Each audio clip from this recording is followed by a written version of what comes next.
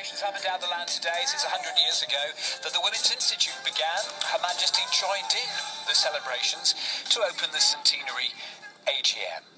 In 2015, it continues to demonstrate that it can make a real difference to the lives of women of all ages and cultural backgrounds in a spirit of friendship, cooperation and support.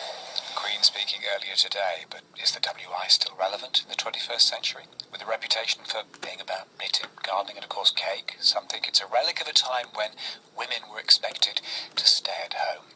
Dipali says not. She's from Cottonopolis, the WI branch in Ancoats, Manchester. Dipali, good evening. Good evening, Mark. Hello. How did you get involved?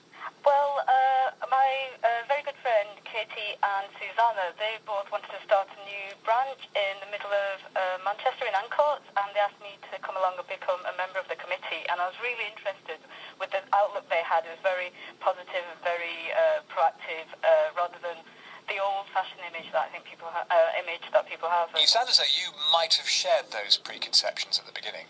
Yes, very much so, because I was hesitant initially, but then with talking to them and realising that it wasn't just about, I hate stereotype, but making jam and sitting around and knitting, it was not like that at all. So what's it really like?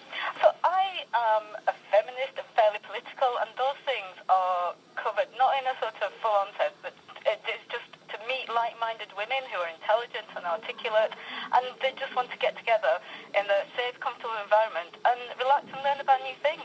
And how often do you get together? We meet once a month. Okay. And what sort of form does that meeting take?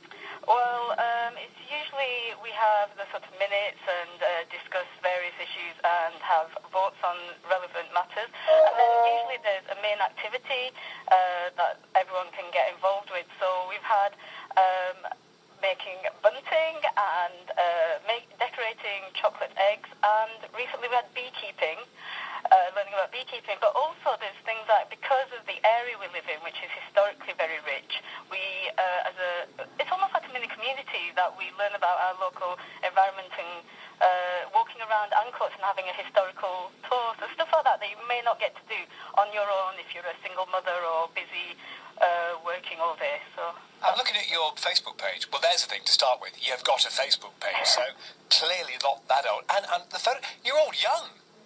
We are fairly. Well, I'm looking for grey hairs and twin sets and stuff, and I'm seeing babies.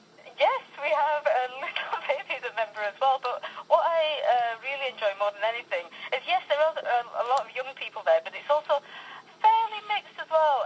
I think, obviously, from a personal point of view, when I say black, I mean in the 80s political sense, it would be great if there was more of a cultural mix, sort of from social and economic backgrounds. I think the WI may be still struggling in that sense.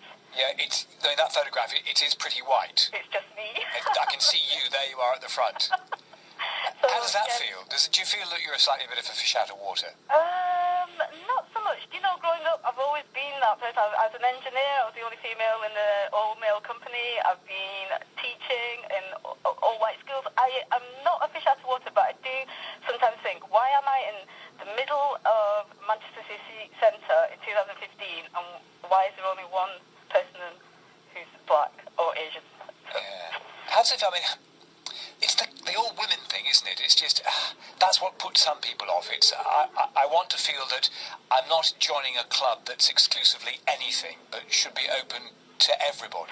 See, do you know what? I am very comfortable in male company and either with female, but I think it's something really special and different to be in an all-female company, because I think in this day and age, it is quite rare to have a space where you can just say and think and just feel and be yourself completely, and I think women can do that much more easily in an all-female environment. What's on the agenda for the next meeting? You did beekeeping last time.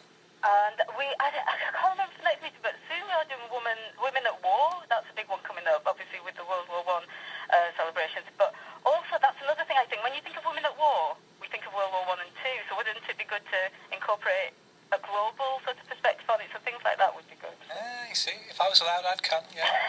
Dipali, lovely to talk to you. Thanks so much, Dipali. Bye-bye. Lovely to talk to you, Dipali Das.